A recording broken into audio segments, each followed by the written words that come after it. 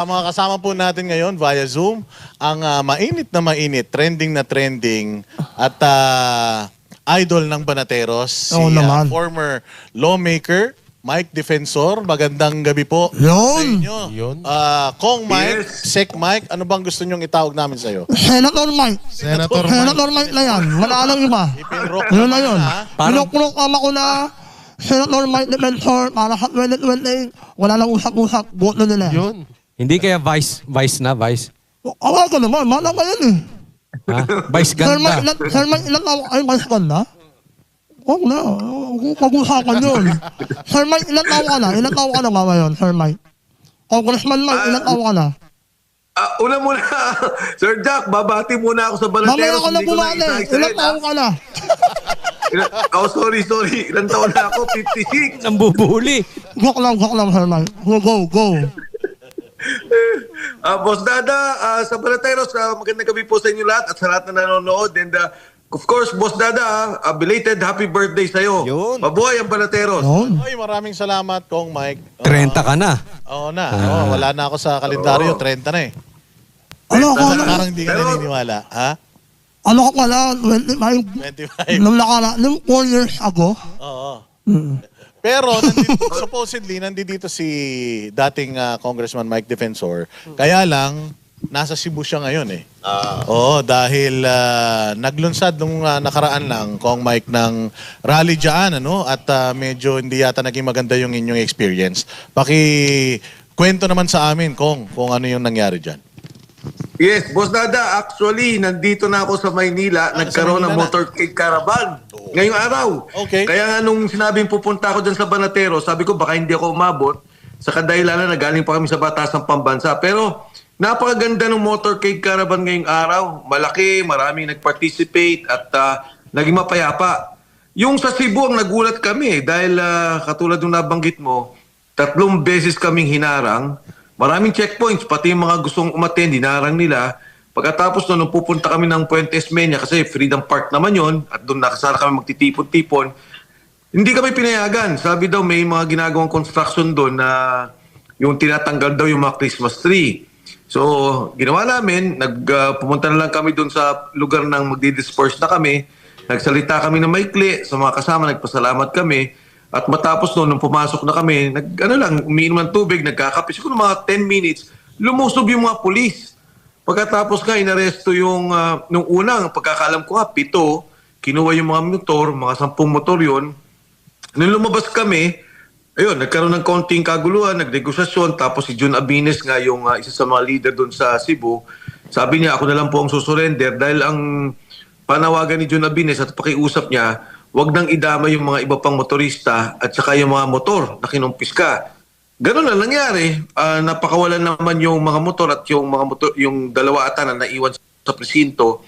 Pagkatapos, ngayon lang siya, kung di ako nagkakamali, kaninang umaga lang siya pinakawalan sa Cebu. Medyo ibang klase talaga. Hindi maganda yung naging experience namin. Talagang parang pinapakita talaga yung yung lakas ng kapulisan, ginagamit laban sa atin, na ang katotohanan tapos na naman. Wala na, peaceful na, wala na dapat issue.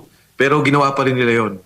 Ibig sabihin na, Kong Mike, wala kayong ginagawang masama dyan at bigla pa kayong gustong hulihin, no? Kung kailan tapos na yung nyo.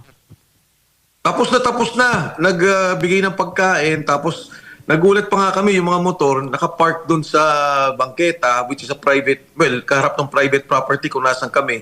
Inurong pa nila, tapos ang sabi, niharang pa daw sa kalye, obstruction of traffic. Kung titingnan mo naman, ang luwag ng kalye, wala nang dumadaan dahil maaga pa rin naman yun. At doon sa kabilang kalye, ang dami nakaparadang kotse, wala silang ginambala doon. Pangalawa, alam mo naman yan, tapos na nga eh. Ano ba ang pagsabihan nila na baka pwedeng itabi yung motor, which I don't think na may obstruction talaga. At ang pangatlo nakakagulat, nagdatingan sila. Siguro mga dalawang van na mga SWAT team, may long arm. Ang mga pulis na dumating, humigit kumulang siguro mga 50 pa para puntahan lang kami. Kung ako'y nagtataka lang, bakit si Jun Abines ang hinuli, hindi kayo? Diba? Or kung sino man, bakit mag-isa lang siya? Hindi ko rin alam dahil yung isang kasama ko doon, si Jimboy, isa din sa mga leader, sabi niya, sige, huliin nyo na lang ako, huwag nyo kunin yung mga tao. At kami din, nandun naman, nasa harapan. Pero ang katotohanan, talagang dapat wala silang hulihin eh. Dahil tapos na yun, wala nang ginagawa yung mga tao. Kung ang rason nila, for example, is galit sila dahil wala daw permit o galit sila dahil yung nagugulo yung ASEAN meeting doon, maintindihan ko pa na kung doon mismo kami hinuli. Pero ito talagang tapos na, wala na kami ginagawa at doon lang sila pumasok. Kaya ko to natanong ko kasi alam ko wala naman dapat hulihin, no? Kaya lang, meron ng harassment before sa kanya eh. Baka konektado to, hinanapan lang ng butas para tuloy-tuloy yung harassment. Gusto lang siya talagang patahimikin. Totoo yun. At ang isa pa rin doon, siguro parang sinisignal nila yung Cebu na huwag kayong kumilos ng ganyan. Kung hindi ay, yun, gagawa namin kayo ng kaso, huli namin kayo. Tama yan eh, nangyari yan kay John. Pero alam mo, in the past daw, hindi naman kinikwento ng mga kasama natin sa Cebu, sila Moises, wala naman daw silang ganyang nararanasan. First time nilang nakakita ng ganitong paggamit ng dahas o yung ganitong klaseng panunupil na hindi kami makapagsalita, hindi kami pwedeng gumawa ng... Kasi Freedom Park yung Puentes Menya eh. Pwede na kami pumunta doon at magkaroon ng maliit na programa pero talagang ginigipit nila. Kong, Master Judea po. Nabanggit nyo po at napanood naman natin, yung live nyo po, napanood ko, na meron pong mga kinukuhang motor, mga sasakyan at tapos na po yung rally nun, tapos na po yung motorcade. Ano po yung sinasabi nilang rason kung bakit na po, bakit po sila nanguhuli at ilang sasakyan po ba yung nahuli nila, hinuli at kumusta na po itong mga hinuli na ito? Actually, Master Judea, nung nasa loob kami, lumabas nga ako. Sabi ko, oh, ano ba to? Kung mapapansin mo doon sa live ko, sabi ko, tapos na nga, ba't nanggugulo pa? Ang sabi sa amin, kailangan daw may maaresto. Kailangan daw may makulong. At kailangan may mga makumpiskang motor. Sabi ko, ano ba naman kayo? Tama na, tapos na.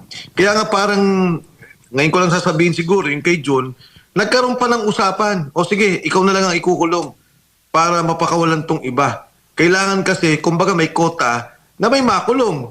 So, ako naman, ayokong makialam dahil parang ang katotohanan doon yung mga pulis. Bumubulong pa nga yung ibang opisyal eh. Sinasabi nila, Sir, Duterte kami. Sir, pasensya na kayo talaga kayo. Yung iba sinasabi, Sir, hindi namin makakalimutan yung ginawa ni Duterte sa kapulisan. May mga quietly, no, na bumubulong na, Sir, kasama nyo kami. Siyempre, galit din sa korupsyon. Pero nung sinabi na pasensya kayo, may order at kailangan may mahuli, yun na, alam ko, hindi na naman galing sa pulis ng Cebu yun eh. May utos na galing sa taas. Kong, Jay Guevara po. Hindi kaya kung baka ano, dahil Marcos resign yung nasa damit nyo at hindi BP Sara resign, kaya kayo ginipit? At palagay ko, Jay, yun na talaga yun. Yung Marcos resign na panawagan na sinasabi namin at patuloy namin ginagawa. Kaya nakita ko naman ngayong karaban, ngayong araw, grabe naman. And to be fair, no, I'd like to thank the PNP, MMDA, pati yung LGU, yung Quezon City at saka yung Caloocan. Alalay naman talaga yung motorcade caravan ngayon. Medyo hindi nila ginipit. Tingin ko, nakita rin nila yung epekto sa Cebu na marami nagalit na tao. And siguro dapat ganun lang. Huwag nilang gipitin yung mga tao, huwag nilang ipitin, huwag nilang masyado bang tinatapakan o niyurakan yung karapatan. Alam nyo naman, nakita nyo, nung impeachment pa lang eh, pag-file mo, ayaw tanggapin. Pagkatapos noon, sa Cebu, ito yung nangyari.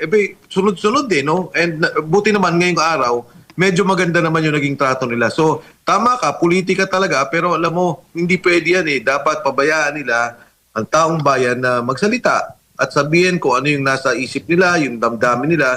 Dahil totoo naman, may nangyayari at may nangyaring korupsyon. At kailangan ng taong bayan na may pananagutan o meron talaga mga opisyal. O para sa akin si Bongbong Marcos ang responsable sa naging korupsyon dito sa ating bansa.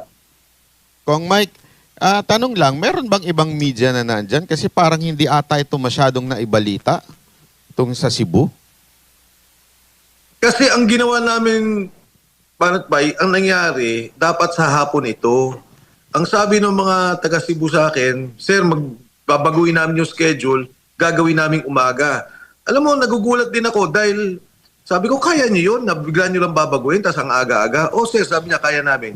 Kaya yung mga media, nakahabol na lang nung hapon, nung nag-press conference kami. Pero nung umaga, nandun yung mga riders, yung mga Sara Duterte riders, iba-ibang grupo no, na nagsama-sama na nandun, na nagulat ako talagang isang tawagan pala, kaya ng Cebu na mag-organize at talagang gumawa ng pagkilos. Kong Mike, Boss Dada, ang Cebu City, ang tinaguriang sister city ng Davao. At alam natin na ang Cebu, maraming mga Duterte supporters talaga dyan. Yung Davao, nung nakaraan, nagpakita ng muscle ang PNP. Ngayon naman, dito sa Cebu, na kilalang baluarte din ng mga Duterte. So sa tingin mo, pattern na ito, pinapakita na ba nila sa lahat ng mga probinsya na gustong makiisa sa kausa natin, laban sa korupsyon, ganito ang gagawin nila? Ako, ang nakikita ko talaga, lahat ng gagamitin lang poder ng gobyerno para gipitin ang tao. Pero ang isang palagay ko dito, Boss Dada, ang hindi nila nakikita, mismong ang mga kapulisan, may sentimiento laban dito sa korupsyon, laban dito sa mga nangyayari. Siyempre nga naman biruin mo, tinataya nila yung buhay nila, yung mga sundalo, yung mga pulis sa ating bansa. Pinaglalaban yung ating karapatan, pinaglalaban na magkaroon tayo ng kapayapaan. Pagkatapos maririnig nila yung delivery ng pera, 2 billion isang buwan kay Pangulo. Sabi ni Saldico, sabi niya may 25 billion. Pagkatapos marami sa kanila nabaha. Katulad ni Sergeant Gutesa, binaha yung pamilya niya. Yung kasama niya, binaha din yung kamag-anakan. So, ang hindi nila nakikita dito, talagang gagamitin na lahat ng poder ng gobyerno. Katulad nung sa SecGen's office nga, hindi lang nila tinanggap yung ating impeachment.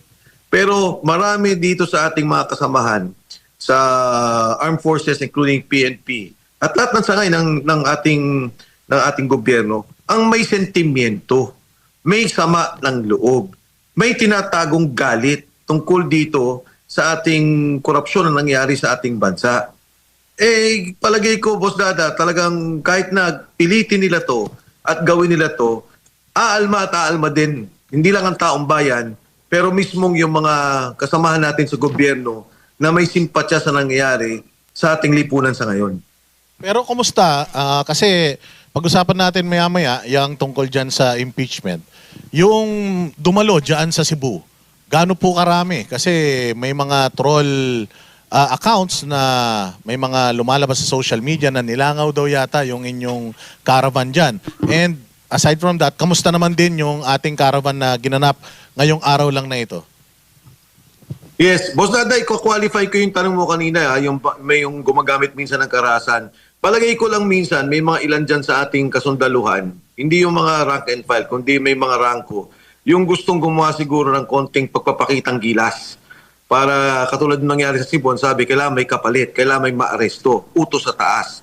So, yan yung tingin ko. Ngayon, yung sinasabi lang konti yung sa Cebu, kung konti ang sa Cebu, bakit ganun? 3 beses kami hinarang. Pagkatapos ang checkpoint, hindi lang dun sa aming pinagdalo yan. Lahat ng gustong umaten, hinaharang nila.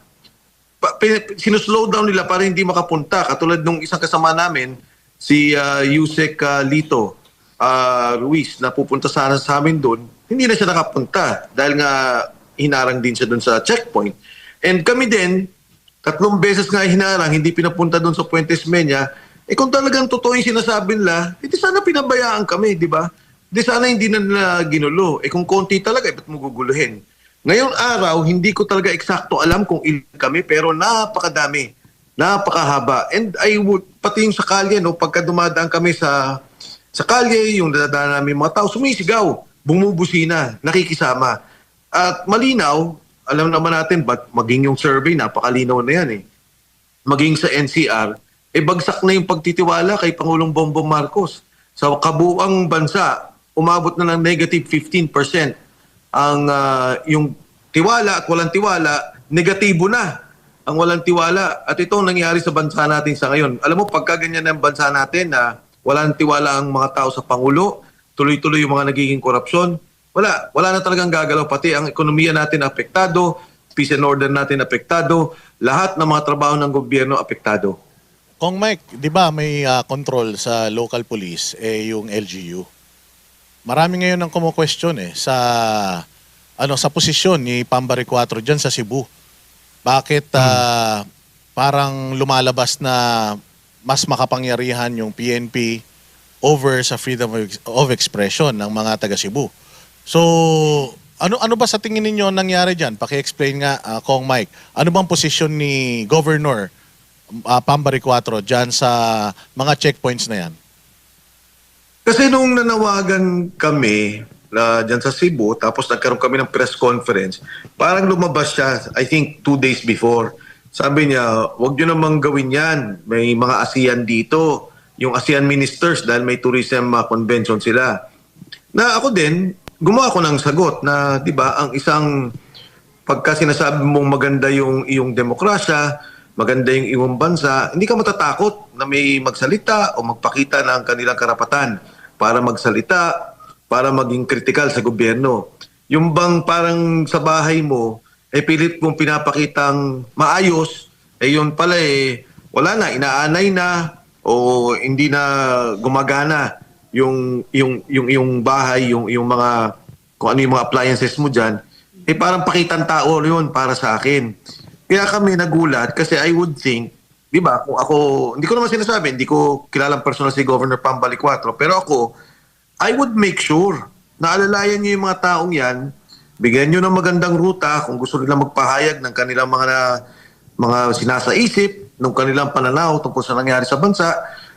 Katulad ng nangyari ngayong araw, na talagang yung mga pulis, inaalalayan pa kami, o dito na kayo, para maayos ang maging daloy ng trapiko.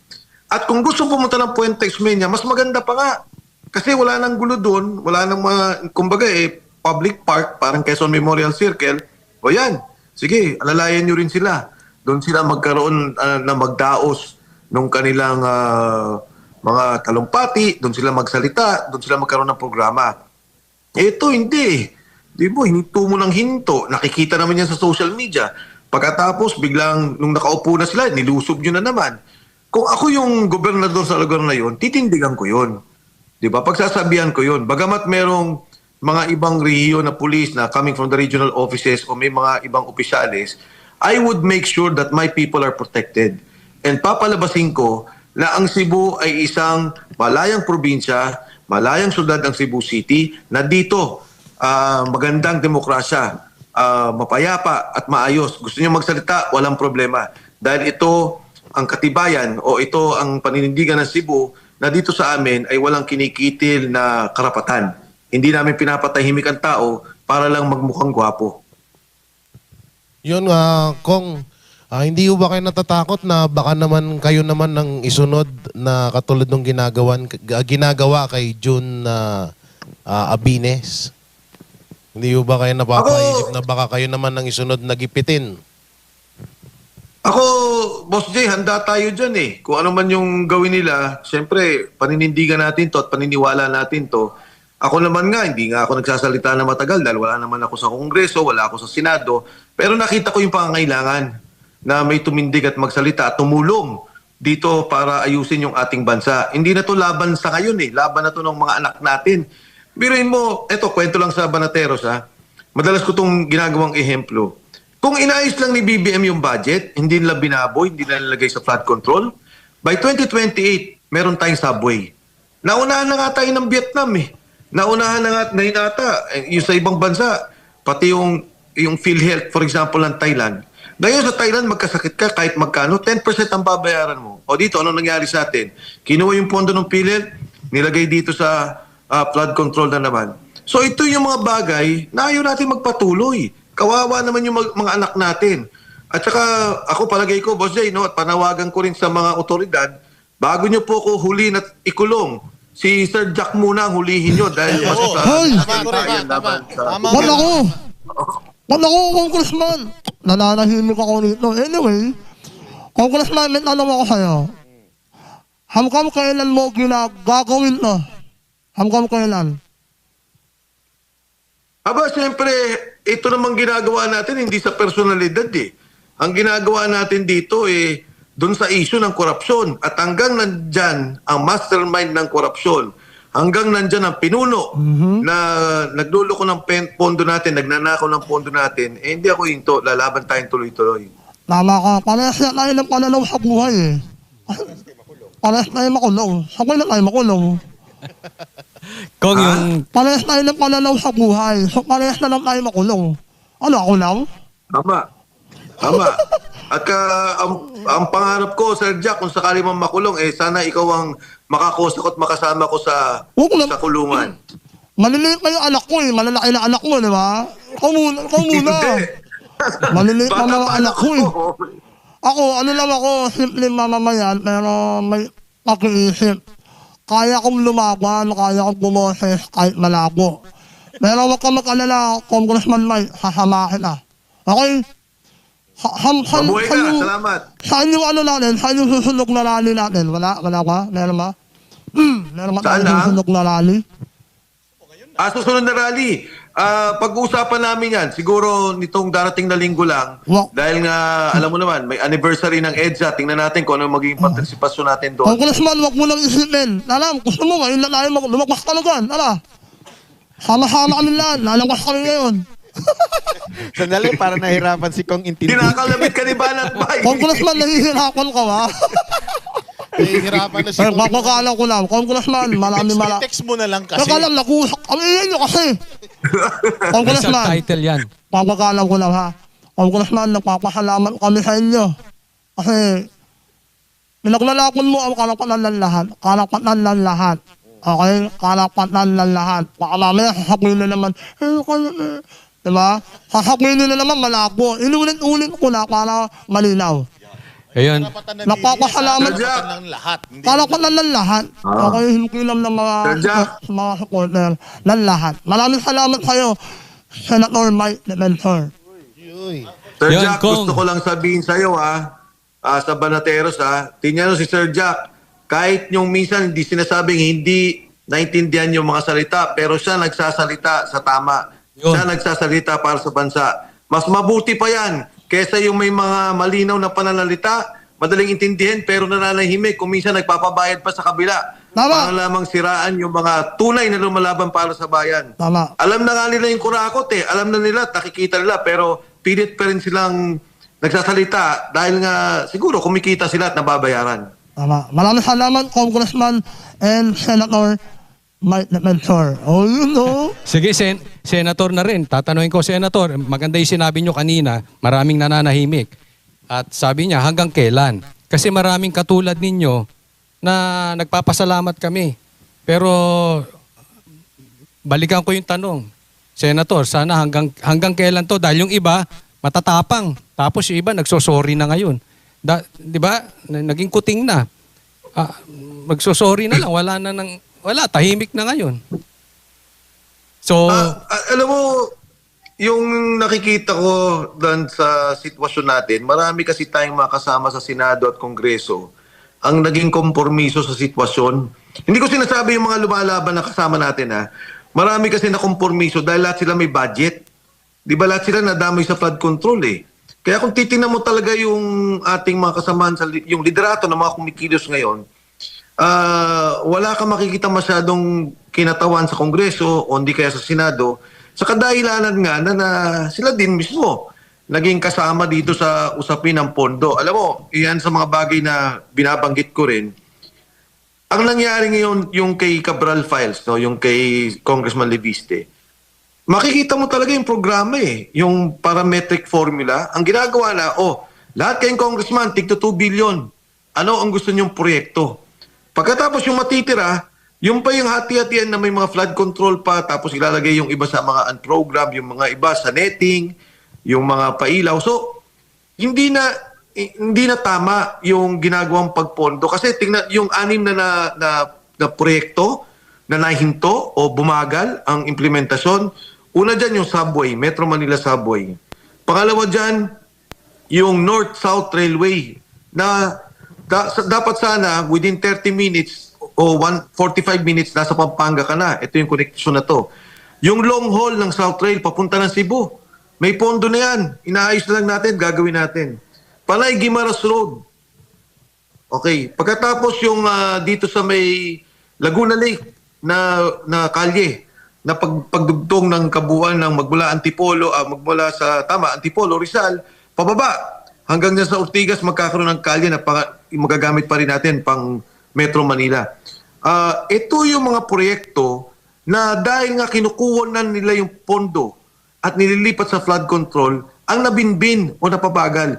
Isa na lang ang matatapos ni BBM nga sana yung Metro Manila subway, hindi pa magagawa. So, yan yung mga problema sa ginagawa nilang panluloko dun sa pondo natin at patuloy na pagsama ng Kongreso at Senado sa paggawa ng pondong yan. Yan ang naging problema ng Pangulo.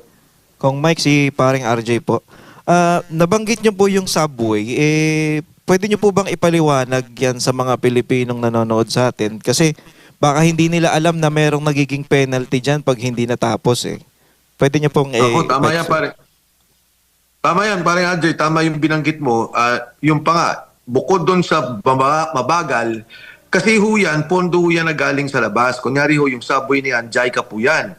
Sabi ng JICA, o maglalabas kami ng pondo, o maglabas din kayo ng pondo ninyo. May counterpart na sinasabi, meron tayong taya. Kasi nga, masyadong mahal yung proyektong to. So kung minsan kumukuha ho tayo ng grant o hindi ho kaya ay pautang na medyo maganda yung pagbayad natin para ma-implement yung mga proyektong yan. Pero dahil sa delay, katulad ng binanggit ni paring RJ, ang dyan pa lang sa Metro Manila Subway, ang penalty natin dyan, 100 billion. Dahil tumatakbo yung interest at may mga penalties po tayong tinatamaan. Sa kabuuan ng mga binanggit kong proyekto, paring RJ, I think umabot na more or less 400 billion pesos dahil sa delay. So ito yung pera na dapat sana nagamit natin sa edukasyon, nagamit natin sa ospital, nagamit natin sa mga kalye pa. Pero dahil nga hindi natin lagyan ng pondo at inuna natin yung mga flood control at yung malalaking kickback, naparusahan pa ho tayo at magbabayad pa ng buwis ng taong bayan para ho dito sa mga penalties natin. Alright. So regarding pa rin dito sa mga project, kung Mike, Master Judea po, may penalty po tayo. At ito ay yung mga foreign funded na mga project, itong mga flagship project. Ano po sa tingin nyo ang magiging resulta nito? Ano ang magiging kahihinatnan para doon sa mga mamumuhunan sa ibang bansa? Kasi yung pinupuhunan sana, pwede magamit doon sa mga flagship na wala na, pinagparte-parte. So, may tendency po ba na hindi na sila mamuhunan sa Pilipinas or magbigay ng puhunan para makagawa ng mga infrastructure? Well, Master Judea, di ba nakita natin kailan lamang ang South Korea, nag-pull out na ng pondo doon sa sinasabi lang dapat mga proyekte pang gagawin dito sa ating bansa. Totoo yan. Kasi pagka nakita nga ng ibang bansa, tinutulungan mo na pala itong Pilipinas tapos ganyan pa ginagawa, sayang naman. They would rather support or assist yung ibang mga bansa na talagang may mangyayari, no? May magagawa. Alam mo, dadagdag ko lang dyan, no, yung mga binanggit mo, yung mga proyekto na to, kailan lamang nag-meeting si Pangulong Bongbong Marcos, yung Department of Development, ito yung sa NEDA, kung tawagin, dahil tinitingnan lahat ng proyekto. Tingin ko, isa to sa mga bagay na tiningnan niya eh. Kasi talaga nagsasalita maraming tao tungkol dito. Hindi ko alam kung ano pa yung nakalinya mga proyekto, pero dito sa mga proyektong nandyan na dapat gawin natin, palagay ko, walang matatapos sa termino niya. Wala siyang makikita. Sa bagay, hindi naman siya nagsimula eh. Yung iba dyan, nagsimula pa nung panahon ni yung conceptual, nung ginagawa nila yung konsepto kay Pangulong Aquino. Marami dyan nanggaling kay Pangulong Duterte. Pero kung matatapos, hindi na ito matatapos kay Pangulong Bongbong Marcos. Sayang. Yung isa pang proyekto, di ba yung sa Mindanao Railway, gagawin dapat yun eh. ODA ng China. Popondohan nila yung proyektong yun. Pero nung ginawa natin nung una palang pag-upo ng Pangulo, inaway natin. O ano ngayon nangyari? Di ngayon, nawala na yung proyektong yun. Ang dami sana nating pwede pang magawa at pagtulungan. Pero sa palagay ko, dalawang bagay. Siyempre, yung China, napakaraming pondo niyan. Palagay ko, hindi natutulong sa atin yan. O at least, not with this administration. At pangalawa, kung ako man ay isang gobyerno like Japan or South Korea na nakikita kong grabe pala, yung pondo pala namin. Kasi yung budget, nandyan na yan eh. Dapat nandyan na yan sa proyekto. Kinukuha nila yan. kunyari 30 billion, kukunin nila, ililipat nila sa program. Doon sa kinuha nilang pondo, lalagyan nila yon ng mga flood control projects at yung mga high kickback. Nakalagay nga sa program, hindi naman nila i-release. Yan yung isang ginawa nila. Yung iba namang ginawa nila, gusto nilang itago yung pondo, ang dami naman nilang ikinarga sa unprogram allocation. Ang unprogram allocation, ang ibig sabihin yan, pag may sobrang pondo ang Pilipinas, doon lang yan gagana. Alam mo, nilalabas nila yung unprogram, Pebrero. May dokumento ko, hawak namin. February pa lang may saro na, paano mong nakita na may sobrang pondo ng Pebrero? Ang unprogram allocation, more or less, lumalabas yan December. Walang lumalabas dyan ng January, ng February, kahit July. Lahat yan lumalabas ng mga huling buwan ng taon. Nagsimula kasi ang unprogram allocation kay Pangulong Ramos. Yung dati, ginawa ni Pangulong Ramos, ginawa niya pantay. Kung ano yung gastos mo, kung ano yung revenues mo, isa lang. Tama naman yun. Sabi ni Pangulong Marcos, huwag tayong gumastos ng sobra sa kinikita natin. So nagkaroon siya ng tinatawag na balance budgeting, binalance niya. Pero nung panahon na yun, sabi nila, maglagay tayo ng unprogram. Kung sakaling lumagpas yung kita natin, at least meron na tayong unprogram allocation. Sa mga dumaang mga presidente, ang unprogram allocation ay mga 2 to 3%. Pinakamalaki na 5%. Kay Pangulong Bongbong Marcos lang ang nakitang 15% ang unprogram allocation at wala pang sinasabing may sobrang pera, muutang pa tayo para mapunuan yung pondo, may nilalabas na sila dyan para punuan nga yung mga proyektong questionable at malaki ang kickback. Kung Mike, Basta Judea ulit, karugtong pa rin itong mga project na pinag-uusapan natin. Kamakailan lang po, nagpunta si Secretary Vince Dizon dyan sa Bicol Region na talagang nakikita natin ngayon, napakalala na talaga ng kalsada. At itong kalsada po na ito, dito po dumadaan yung mga goods galing sa Visayas, galing sa Mindanao. Di ba po lahat ng proyekto, meron yan every year, meron yang pang-maintain. Nagtataka lang ako kung bakit hindi po siya nami-maintain. At kung halimbawa man, totoo itong sinasabi ni Secretary Vince Dizon, saan tayo kukuha ng pondo at matatapos po ba ito sa loob ng 3 taon kung halimbawa? Ito, Master Judea, para lang maikling sagot dyan sa binanggit mo. Dito sa distrito ko, di ba sabi ni Saldi ko, may 100 billion ako, sabi niya, na binigay ng Pangulo na insertion niya. Tiningnan ko, nakita ko Quezon City. Dito sa amin, 3 subdivision, 250 million pesos ang inilagay. Hindi kailangan ng pondo ng subdivision. Ayoko nang i-name at pupuntahan ko naman din yung mga lugar na yan. Subdivision, tama yung binanggit mo Bakit hindi binigyan ng pangunahing pansin yung kalye katulad ng Bicol Road na yan? Diba? Yung mga highway natin na kailangan ayusin.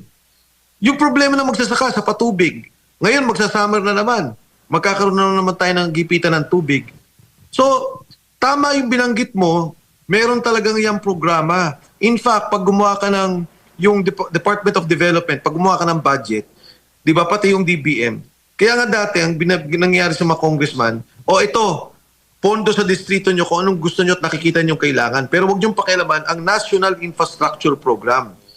At dito, nakapasok ang SANEDA. Dahil nakalagay dyan, saan ba yung kailangan ng kunyari, yung irigasyon?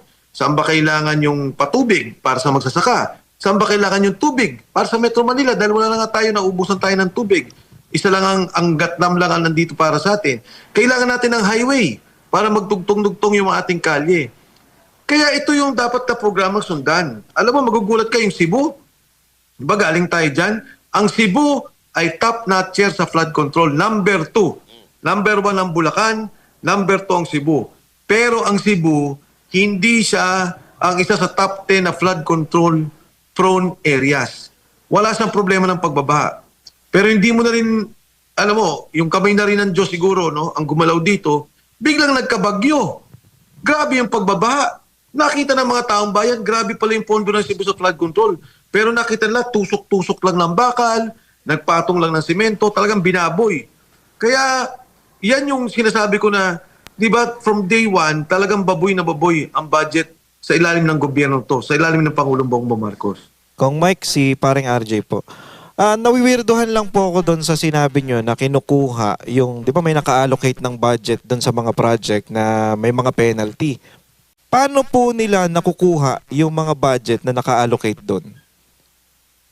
Ang ginagawa kasi nila parang, Haji, no? Nag-submit kunyari ang gobyerno ng 6 trillion para 6 trillion na budget. Di ba ang rules sa Constitution, hindi ka pwedeng lumagpas sa 6 trillion. Kung ano lang yung nandyan, yan lang ang pwede mong galawin. At ang isa pang prinsipyo ng budget, hindi mo pwedeng gawin yung mas mataas ang anumang departamento sa edukasyon. Number 1 ang edukasyon. So pagka nandun na sa program allocation, let's say, assume lang natin 50 billion na nakalagay sa mga ODA or yung Official Development Assistance o yung mga proyektong flagship, nandun na siya sa 6 trillion. So para mapasok nila yung mga gusto nilang proyekto, kukunin nila yung 30 billion na yun, ilalagay nila sa program. At doon naman sa 30 billion, yung kapalit na ilalagay nila ay yung mga flood control at yung mga kalokohang proyekto nila. So yun yung naging proseso niya. Yung iba naman, kunyari, ito na yung 6 trillion o nandun na yung 30 billion, napasok na nila. Kulang pa rin. Mas malaki pa rin ang gusto nilang pondo o kickback. Doon sa program allocation, naglalagay pa rin sila dito. Let's say magdadagdag sila ng 300 billion sa program allocation. At ang matatawa ka, ang inuna pa nilang inilabas na program allocation, hindi yung nasa ODA o yung nasa Official Development Assistance, kundi mga pondo na katulad ng binanggit ko, flood control. Magmula 2022 hanggang sa ngayon, ang total is 2 trillion pesos sa program allocation. Yan ay walang kapantay na ginawa sa anumang administrasyon. 2 trillion ang program allocation. Ang sabi ni Congressman Erice, ang nalabas daw ay 1.5 trillion. Sabi ko sa kanya, 2 trillion yun eh. Sabi niya, hindi. Yung iba naman, hindi nilabas. Pagkatapos, iba-iba na yung debate kung magkano ba talaga ang pondo na nakuha nila for flood control.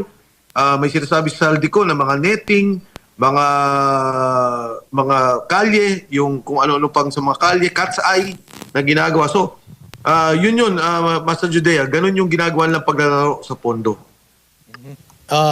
Kong Mike, Boss Dada po ulit. Patungkol, bumalik tayo, napakaganda ng mga sinabi ninyo tungkol sa kung paano nag-work yung budget. Dito tayo doon sa busina para sa pagkakaisa kontra korupsyon. Yun yung tema ng inyong caravan, tama? Ngayon, Yes. kaninang presser or press briefer ni Yusek Claire Castro, yung napakagaling na tagapagsalita tagapagsinungaling ba ng Malacanang, may tanong sa kanya patungkol dito sa inyong caravan kanina. At ito yung kanyang sagot. Baka hindi nyo pa naririnig or hindi nyo alam yung sinabi niya tungkol sa inyong caravan. Particularly, naka-address po yun sa'yo, yung kanyang statement. Ito yung kanyang sinabi. Yung tahimik sa lantarang korupsyon sa nakaraang administrasyon, nasaan sila noon? Naging enabler ba sa pagnanakaw sa kaban ng bayan noon? Naging kasabwat din ba? Huwag magpakahipokrito. Kailangan natin ng mga taong totoong lumalaban sa korupsyon. Pinapaalam namin ang tunay na kalagayan ng Pangulo, huwag silang bulag o bingi. Huwag din silang manatiling source of fake news. Anong komento mo dyan, sir?